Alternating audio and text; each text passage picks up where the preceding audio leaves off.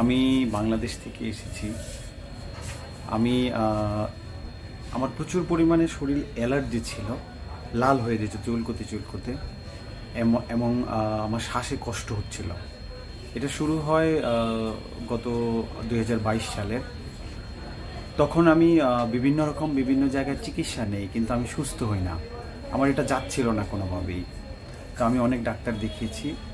তারপর একদিন আমি দেখলাম ইউটিউবে একটা পেজ দেখলাম, ডক্টর নরেন পান্ডে। তো ওনারটা দেখার পরে আমার সিমটমের সাথে সব কিছু মিলে গেল।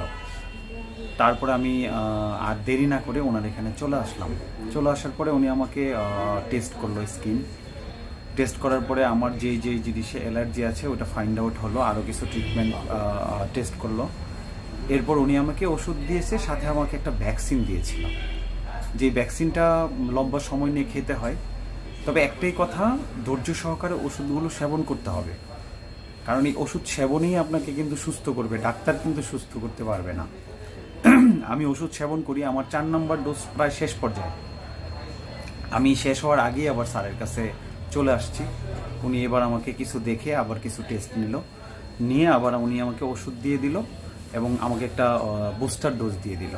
বুস্টার ডোজটা নিলে কি হয়, আপনার সম্পূর্ণভাবে সুস্থ হয়ে যাওয়া যায়। আমি এখন আল্লাহর রহমতে ভালো আছি। Thank you.